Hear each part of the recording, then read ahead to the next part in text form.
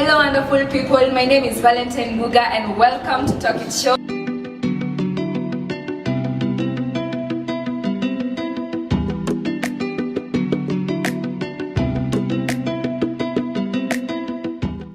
Hey guys, it's Valentine Muga. Welcome back again on board to Talk It Show on Real Generation TV. And today with us we have a different guest. Yes. She's going to be introducing herself right now. How are you? I'm fine. My name is Marlene. I'm a medical psychologist and currently I'm freelancing for my services, and I'm glad to be here today. I'm also thankful for you honoring our invitation on Talk It Show.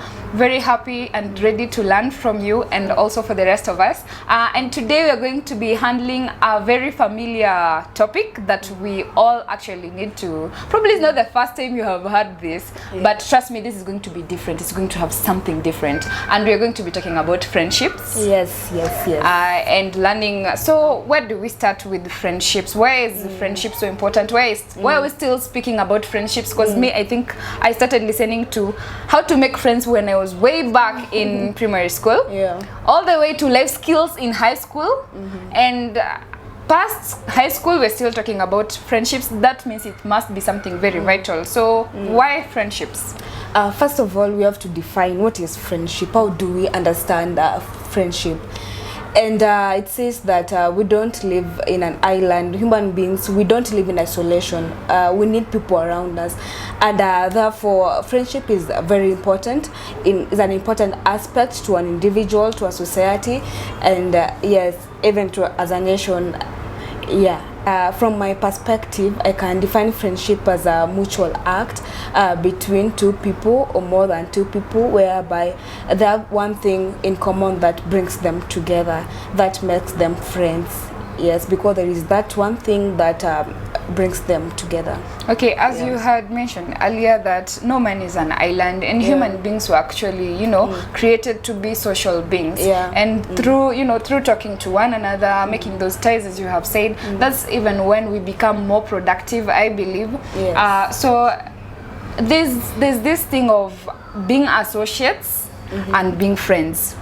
So when you're a friend with someone, you're not necessarily like directly there for nipe nikupe kind of deal, but when it's about associates, that's when we are together for this purpose, and then once it's done, that's over. So where do we draw the line between being someone's associate, because it's not a must, again your associate becomes your friend. So where do we draw the line, this is now the associate type of relationship, and this is now the friendship type of relationship between parties involved? Yes, and it's important to set boundaries in friendship. We can be colleagues. We work at the same place. Of course, we have something that is common between us, so that is work. And we cannot be friends. We can be colleagues, but not friends at the same time. I don't know if you understand. Yeah, I understand. Yes, and we can be friends. Having that thing because I like you, you like me. We are compatible. I love doing this. These are my interests. These are your interests, and somehow they are compatible, and it brings about friendship. So it can be different. It can be different. It is different for each and everyone, and how it happens, it all depends with an individual. It all depends. It all trickles down to an individual. So you mentioned the possibility of, I am your colleague. Let's just assume that I am your colleague, and we work together. We become great associates. There's still a possibility that outside the job environment, outside whatever agenda is bringing us together, we could actually become friends, more than their associates. So it's not a bad thing when your associate actually becomes your friend. But it's not a must for your associate or your colleague to become your friend. I believe that is vocal. You also mentioned about boundaries. And I don't know, most of personally, unajua watu wanasemanga these boundaries should come before the ties are even there.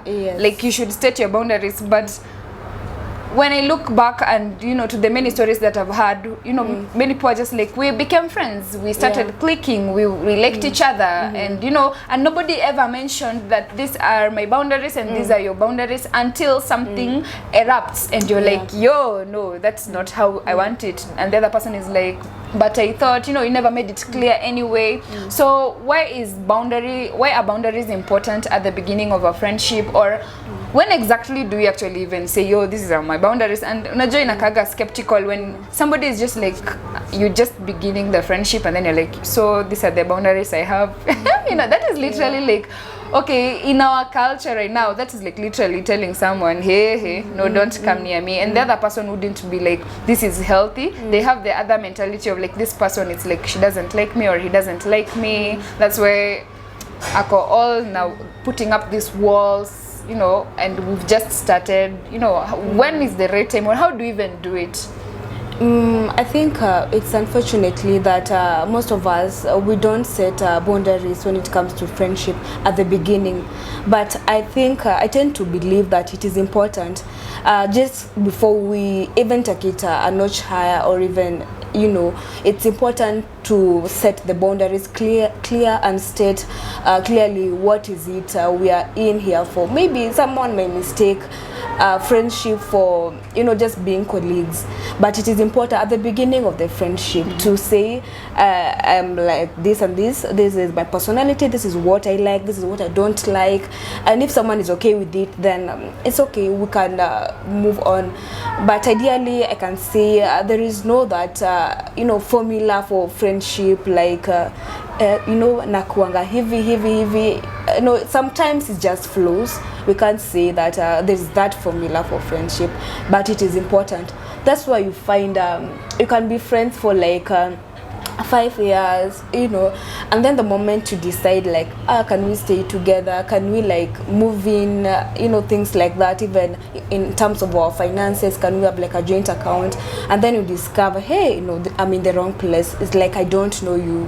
Why? Because at the beginning something was not set right. And that is that there was no boundaries that were set there. So probably someone is out there is like, I'm listening to you guys and I have been friends for the longest time with this person, but I think kuna place ikifika, we are finding challenges, and probably it's just clicking on me right now in my head that we actually don't have boundaries. So as much as I want to like continue being this person's friend, there are places that they have stepped on my toes, and it's hurting, and I don't think I can keep up. So napata kuna watu wengine, as you've said, they're like, let's move in together, blah blah blah, especially campus friends.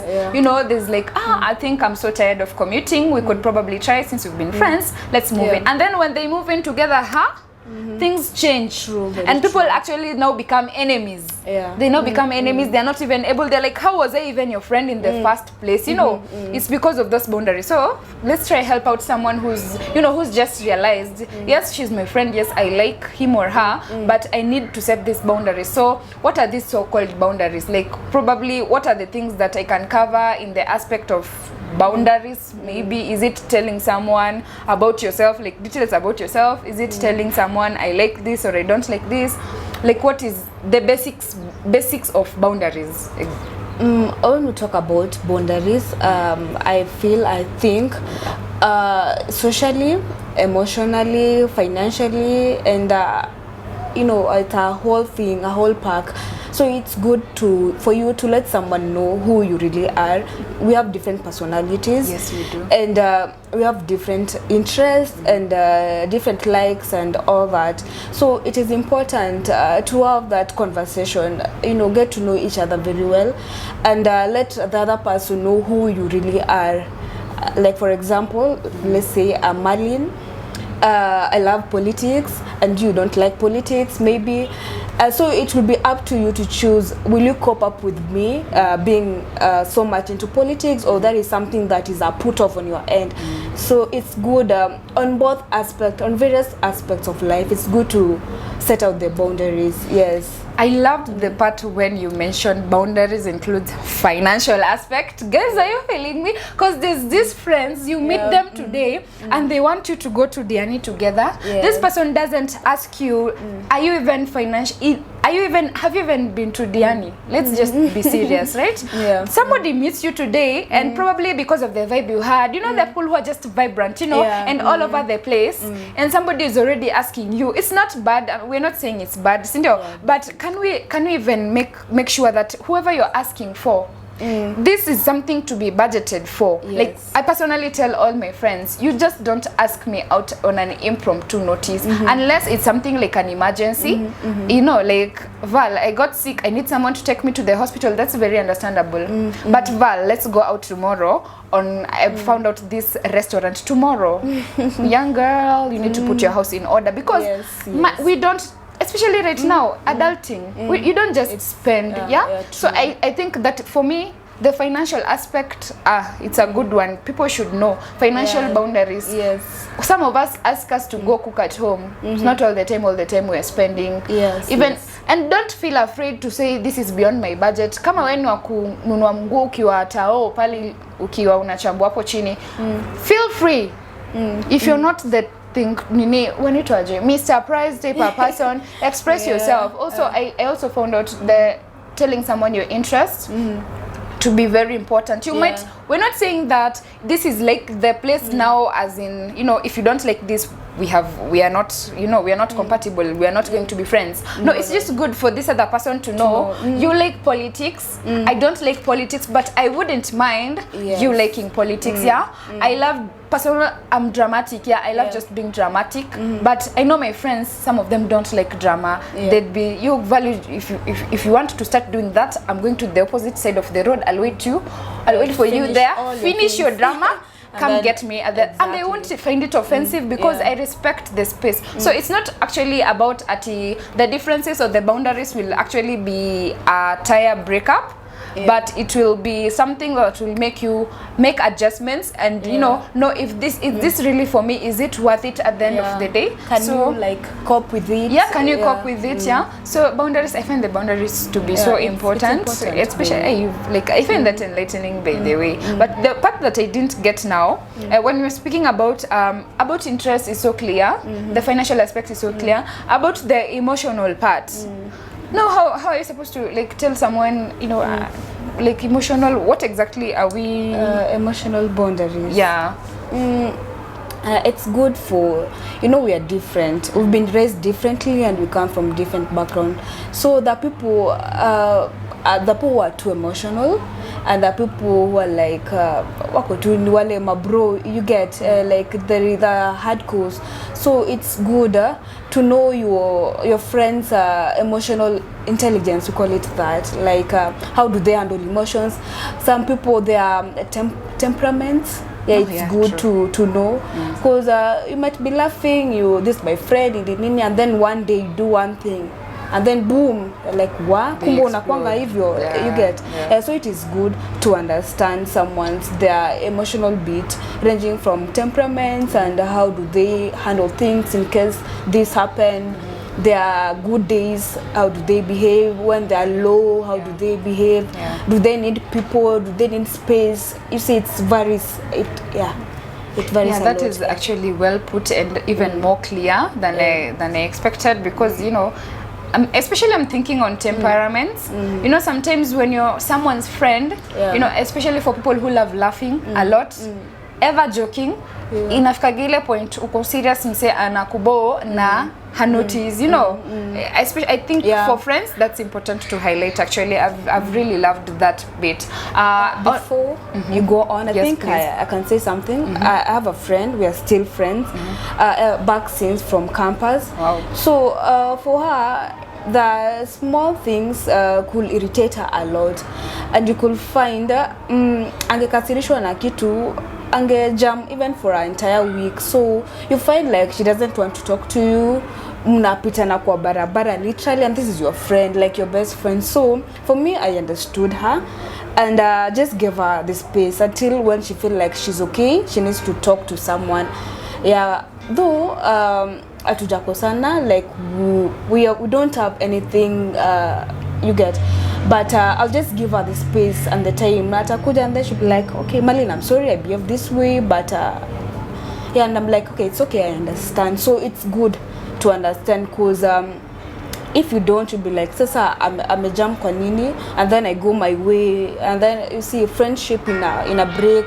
So I could give her space and time for her to deal with whatever she's dealing with, and when she feels like she's okay and she needs like someone to talk to, I'll be like, it's okay. And because it's better if I could just also jump and be like, you know, I'm also not in your moods. You get, it will have led to maybe us breaking up, but because I valued our friendship. And one thing I advise people, even as I counsel people, I tell them, be intentional with their friendship. Wow. Why are you here? Why are we here? Why are we doing this friendship? Be intentional, because what's the bigger picture at the end of this all? What is it about? Yeah. Wow, let's be intentional in our friendships and relationships. That is so powerful. Yes. I wouldn't want to add or subtract anything to that. Moving on swiftly to now, when does a relationships in a particular friendship move from actually being helpful to one another, being the good friends to each other, flips to something toxic?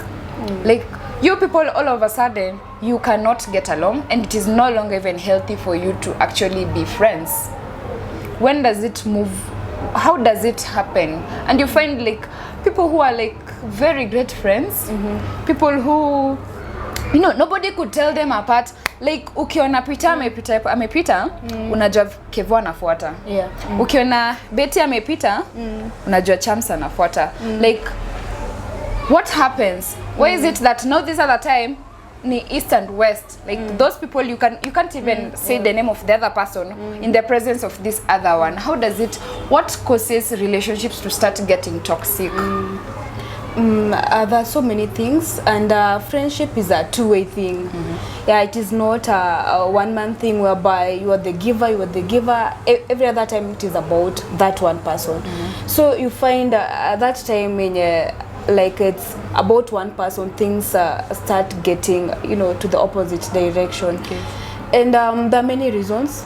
First of all, I can say interests change a lot. For example, you can be in campus and like books bring us together, and so many things bring us together. But the moment we finish school, we go separate ways. Then you find our interests divert, and there is nothing common between us.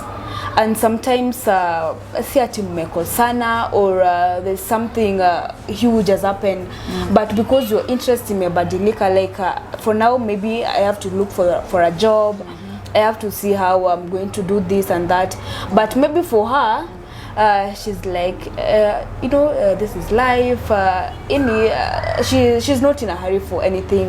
That's when reality checks in, like there is nothing we can do. Like we are not helping each other, so it is better for me to go my way and you go your way. But at times it's the opposite. Like unapata this, where I don't want to use this term, but people call it fake friendship. Maybe you've been living a lie all along, and the true colors of this other person comes out clearly, and you're like, you know, I'm in the wrong place. You're not the person that I knew. Yeah, so you find again, you have to like go your way, the other person goes their way. Yeah. Okay, so I'm just thinking, I'm using this scenario. We have those of us who are technically hyper, whether you're low, whether you're high, like you are just technically hyper person, and what people mistaken for hyper is we need all your attention. You know, sometimes you can be, there's someone who will enter a room, like you don't have to be told that person has entered that room. Like you'll be like, huh, Marlene is in this room, like you know. And it doesn't mean like this person wants your attention or anything. That's just who they are. So when this person comes into a friendship, probably, so most of the people come to such personalities thinking that, you know, they'll always be the loud people there, I'll never get bored. But when you actually meet this person, like ukimjua at a personal level, you'll actually realize that this person is actually not even all loud. She's just outspoken. But when he or she gets into contact with somebody they want to call a friend, they want that quiet space. Like they want those quiet conversations. They want you know, and then that begins to become a problem. You know, somebody's like, this is not you, you know, this is not who you are. So we start having those two arguments, you know. So and some of us, we call that being toxic to us, because you're not accepting me for who I am. You keep on imposing something that it's not because it's not that I am not a hype person, but can I have quiet conversation with someone I'm calling my friend? You, on the other hand, you keep on pushing me to something that I don't want. You start becoming toxic to me. Is that wrong for me to call somebody toxic? Because it's like they're pushing me to a space that I do not want, you know. Probably you're out there, you're feeling like my friend has been pushing me to a space that I am not, and I'm not comfortable with it. Now if I tell this person, they're like, no, but you're the one leading the double life here. How comes when we go out, you're all loud, everyone laughs, and when we come, you know, you're so calm, you're so like, you're living a double life. Like, so all throughout I've been getting questions. People are asking, when being yourself is now becoming a problem to the person you're calling your friend, is that a place you should actually say, my friend is now becoming toxic to me because they're not understanding me, they're not understanding that this is part of who I am. You know, can we have that freedom of, I am not just a one version person. I can be one person, and it's very acceptable to have different versions of you. That's why a mother can be a sister, can be a daughter, and can be a hero to someone else, can be a teacher. A father, can be a brother, can be an uncle, can be a son. And it's still one person. Exactly, it's the same way. So I'd really love for that to be clarified, because I feel like a lot of people are trapped into friendships, but it's actually a toxic space because they are not being given the liberty to actually be themselves. First of all, someone should not impose their ideas, their beliefs on you, or what they want you to be. Like, you know, like maybe the way you've said, I always want you to be that hyper person, that extrovert person, but that shouldn't be the case. As long as it's affecting your mental well-being, your own being, then I feel like that's being toxic, because people should just be themselves, let people be. And that's why it is important, back to our first statement, to have that conversation of who you are. And it's also good to, like, what are our expectations in this friendship, so that if you pick a point, someone is expecting this and you're like, I know I cannot do this because this is not me. So it is good to also set out our expectation. What are our expectations? What is your expectation in this, and what are you expecting from my end? It will make things easier. So yeah, I feel that's one thing we should consider in line to that about being toxic. Exactly. So okay, and about that, because probably maybe it could be something that we can actually have a conversation about. When you find out that your friend is actually toxic, is it okay to, like, be, oh, I'm done, I'm going, like, I can't deal with this, or can we just, like, you know, can we work through this together? Because I do not want, because I'm imagining you're someone I've bonded with. Yes, we have these hitches together, but I don't think I want to lose you, because some of us are clingy. Probably it's a problem. Is it a problem to be clingy? Not really. It's not a problem. Not really. Not really. Amesema. It's not a problem to be clingy. Not really. So if I'm that clingy person, so clingy personalities don't let go easily. Like, they can even be getting hurt, but they feel like letting you go will even hurt me more. So I'd rather work through this. So this person is toxic, and you want to work through it. How does it go? It also depends with how toxic this thing is. There are some situations we can talk through. Maybe it's something that I didn't know or you didn't know. So it is good to bring it on the table and be like, Val, it is this and this, and I don't like this about you. Wait, so you mean someone can be toxic to you, but they do not know they're being toxic? Yes. Okay. It's very possible. Okay. Because I'm in my own world, I'm doing my own things, and you actually think. Actually, some people, I think, like, they think that they're helping. Yes. Oh my goodness. A lot of times, because we are wired differently, by the way. Very true. Yeah? Very, very differently. Because something might be good to you, and to me it is bad. But I'm like, but it is good. It is okay, whatever I'm doing. So it is good. to sit down and just state like iko hivi na hivi and I don't like it. But most of us, we are afraid of doing that because I don't want to lose her. What will people say? We are besties all over our social media platforms. Hey, people know we are thing. good friends. Sasa itakuwaje? But it is good to sit down, and if the other party feels like yeah, we can cope, I can cope, we can go through this, then it is okay.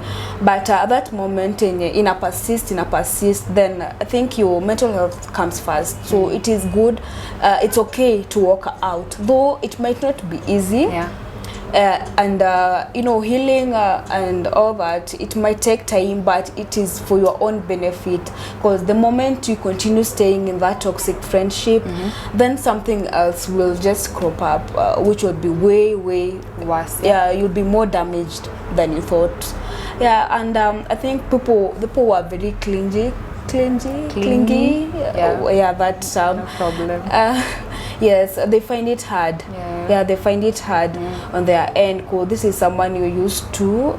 You've shared a lot, you've poured a lot, you've invested your emotions, your time, your energy, and now like it's it's over. It's a bit hard. Yeah. But trust me, it's for your own good. When it is more toxic, it's better for you to walk out, and it is okay.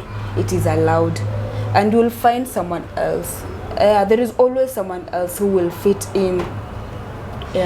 Okay, speaking about someone else who will fit in, there's this thing of, one of the people who requested for this show, they said friendships are good, and it is a lie. I'm just saying what he or she said. Yeah? Friendships are good, and it is a lie to say that you will always find another friend who will replace. Said friends are not replaceable, because the way the other person made you feel, you will not find it in this other person. There's just something very special about this person that you won't find. If you lose that friend, that's it, and it will always be a gap. So that's why they're very rigid, because they're like, no, how can this happen? How can this happen? No, I don't want it to happen. I can't lose this person, because and then there's this joke of, this is the last time I'm going to say my favorite color is pink. So if you're out there and you want to be my friend, this is the last time I'm going to advertise for that position, So, and they're like, yeah, I've done it several times and it's not adding up. I don't want it anymore. So yeah, how do we deal with it? And it's a whole thing. Like, we don't think we are finding those other people. This is us. Not just kuna hiyo age, we are in that decade. Most of us, the youths, we are saying this is our decade. Yeah, it's either the people you have right now or you're not having people. How do we break from those barriers? Where people are settling for the bare minimum.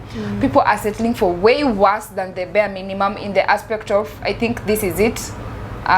Making other new friends right now is gonna be so hard, because it's gonna start from different cultures, different backgrounds. I don't know you, you don't know me. Where is the time even to bond? We are entering into different places of work. Some of us are headed thinking about there's a marriage coming. It's that decade. As much as wanasema iko karibu, some of our peers are already having the weddings. So how do you I don't know if it's convince or enlighten us or make us believe that it's actually okay to let go and other new people are going to come? There is more than what we think. There is more than what we see, and there is more to life. I can say it's all in the mind. It's all in the mind. If you chose to say sitawai pata another person like this one, then it will happen the way you are thinking. Psychology is so funny. Whatever you train your mind to think and whatever you tell yourself, that is what will happen. But the good news is we can learn and unlearn every other day. So and even relearn. What you forgot, and that was good. Exactly. So the idea, I don't buy the idea that there are no other people that we will find. Of course, it may not be easy. Just as I've said, this is person you've invested a lot, you've really invested, and watching it go down the drain is something that you wouldn't, even me personally, I wouldn't wish for. But I'm here just to let someone know that there are people out here. You will find other people who your interest will be more of the same, and people who will try and you will get something different, yeah, than what you've always had. So I don't really buy the idea that it is impossible. Though it is hard, it is not easy. The journey might be a bit, you know, and that's why you find people now begin to have trust issues. People just develop so many other things.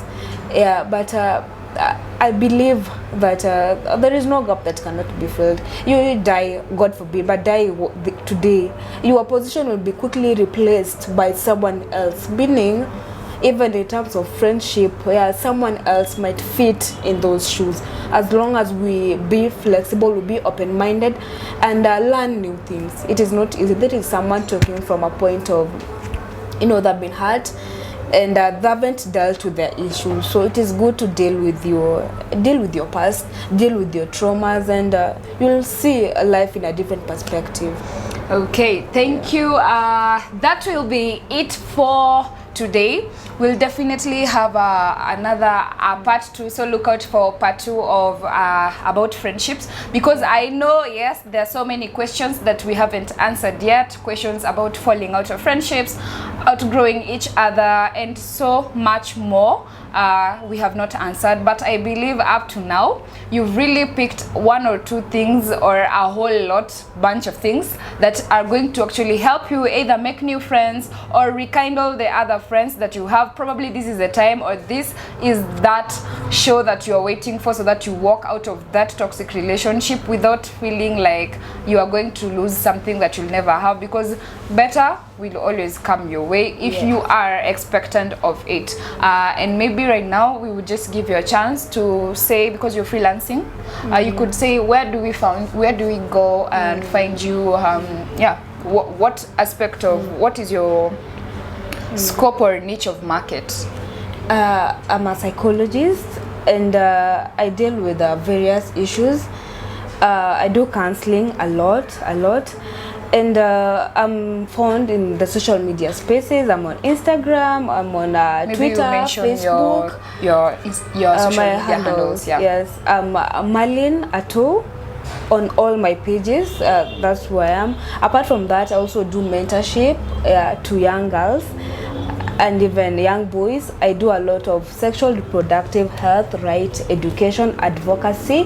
What is the bracket of the young girls and young boys? Bracket of age, probably? From 12 to 18 mostly. Okay. Yeah, high school students and primary kids, and even campus at some point. Yes, and I do a lot of advocacy. Mentorship. Yeah, the mentorship. Okay. And governance. I do a lot of things in one. Yes, and you can find me online. Some of the work that I do on my pages. Oh, nice. Yeah, you can feel free to contact me and let me know. Yeah, we do this together. Thank you so much. I'm so glad. Guys, I hope you enjoyed. I hope you learned a lot. Don't forget to give us your feedback on all our social media handles. Make sure to share with your friends. Don't get enlightened alone. Yes. We are taking all of us to the next level. Till next time, I'm your host, Valentine Muga on Talk It Show.